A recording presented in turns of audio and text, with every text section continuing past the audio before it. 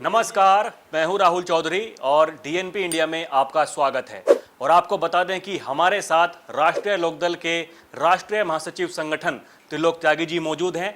आपको बता दें कि आज राष्ट्रीय लोक जनशक्ति पार्टी के कई कार्यकर्ता और नेता राष्ट्रीय लोकदल पार्टी में शामिल हुए हैं। तो इसी विषय में आज सर से बात करेंगे और ये जानेंगे कि आज का जो ये माहौल बना है इसके पीछे का कारण क्या है और भविष्य की तैयारी क्या है। सर, बहुत स्वागत है आपका। धन्यवाद। तो क्या कहेंगे सर, आज जो ये राष्ट्रीय लोक जनशक्ति पार्टी के कई जो नेता हैं, कार्यकर्ता हैं, वो आपकी पार्टी में शामिल हुए हैं, आगे की क्या तैयारी है? देखिए, ऐसा है कि हम लोग अपना संगठन का विस्तार कर रहे हैं।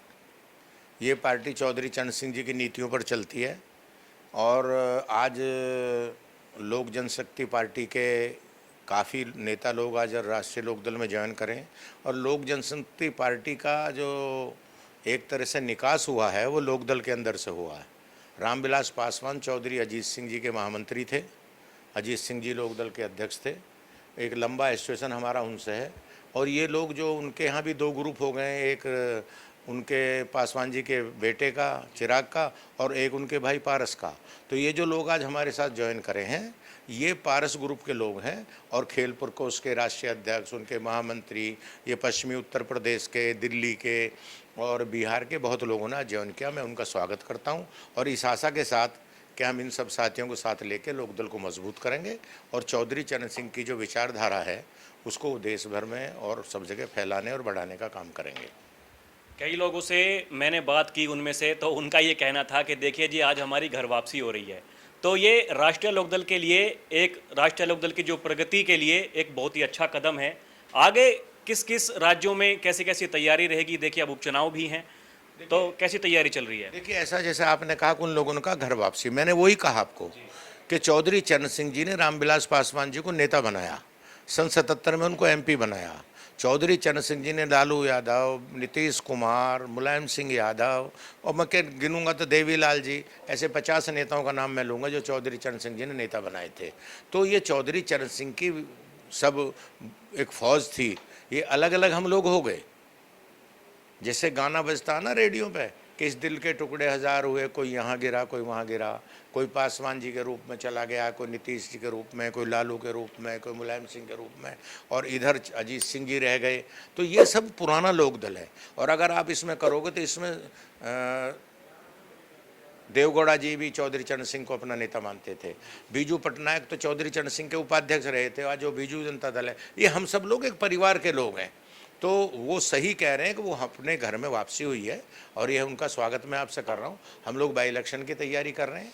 वेस्टर्न यूपी में भी 3-4 जगह बाई इलेक्शन है, वहाँ हम लोग बूथ कमेटी बना रहे हैं। अपने लोगों की मैंने जिम्मेदारी लगा दी है, वो संगठन को मजबूत कर रहे हैं और चुनाव को लड़ेंगे। जो भी एनडीए में जहाँ लड़ेगा उसको जिताने का काम करेंगे, उसकी तैयारी कर रहे हैं। और ये जब भी चुनाव होगा, और अभी कश्मीर में भी चुनाव है, कश्मीर में सुप्रीम कोर्ट ने सितंबर को कहा चुनाव कराओ, तो सितंबर अक्टूबर जब भी चुनाव होगा हमारी वहाँ भी तैयारी, हमारी संगठन वहाँ भी काम कर रहा। जहाँ जहाँ भी होगा हम लोग दल को मजबूत कर रहे हैं। चौधरी चरण सिंह जी की जो नीति थी, चौधरी चरण सिंह की जो सोच थी, उनकी सोच गाँव को, किसान को, मजदूर को ताकत देने की सोच थी। उनकी सोच जो थी, हाथ के दस्तकारों को ताकत देने की सोच थी। आज कोई बात नहीं कर रहा, वो लघु उद्योग के बहुत बड़े हिमायती थे। वो गांधीयन फिलॉसफी को आगे बढ़ा रहे थे। वो कहते थे कि हाथ की दस्तकारी अगर मर जाएगी तो करोड़ों लोग बेरोज़गार हो जाएंगे, जो आज हो गए हैं। वो कहते थे कि अगर कुम्हार, जो कपड़ा बुनकर और जो भी हाथ के बड़ी, लोहार, ये सब काम करते थे, इनको अगर इनका काम छीन लोगे तो एक दिन ये मजदूर हो जाएंगे, सड़कों में मट्टी डालेंगे। ये चौधरी चरण सिंह हम लोगों को सिखाते थे। तो चौधरी चरण सिंह जी की जो लघु उद्योग की योजना थी, चौधरी चरण सिंह की जो किसानों को, चौधरी चरण सिंह कहते थे कि गांव को शहरों से जोड़ो, किसान की बुग्गी नहीं आती, किसान का मरीज शहर तक आते आते मर जाता है। तो उन्होंने ये एक योजना चलाई कि काम के बदले अनाज की योजना। पैसा नहीं था उस वक्त सरकार के पास, तो चौधरी चरण सिंह जी ने ब्लॉकों पे गेहूँ भिजवाया और पूरे हिंदुस्तान के जो दगड़े थे, मिट्टी के दगड़े थे, उन्हें मिट्टी से भरवाया, फिर बजट दिया, फिर खरंजे लगवाए।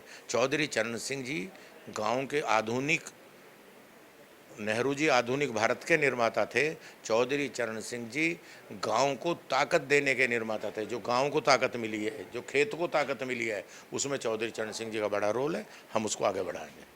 बहुत बहुत धन्यवाद सर हमसे बात करने के लिए, हमें समय देने के लिए। तो देखा आपने, हमने बात की सर से और इनका ये कहना है कि अब चौधरी चरण सिंह जी के विचारधारा पर जिस तरीके से पार्टी पहले चल रही थी, कुछ लोग अलग हो गए थे, अब धीरे धीरे वो फिर से, जैसा कि मैंने पहले ही कहा कि लोग कह रहे हैं कि हम घर वापसी कर रहे हैं और आगे उपचुनाव भी हैं, उपचुनाव की तैयारियां भी शुरू हो गई हैं। अब कैसा उपचुनाव में जब रिजल्ट्स आएंगे उसका रहेगा इंतज़ार। बहरहाल उससे पहले तो जो किस तरीके से टिकटों का बंटवारा होगा उसका भी इंतजार हमें करना ही पड़ेगा। अभी के लिए इतना ही। आप देखते रहें DNP इंडिया। कैमरा पर्सन प्रिया के साथ मैं राहुल चौधरी, नमस्कार।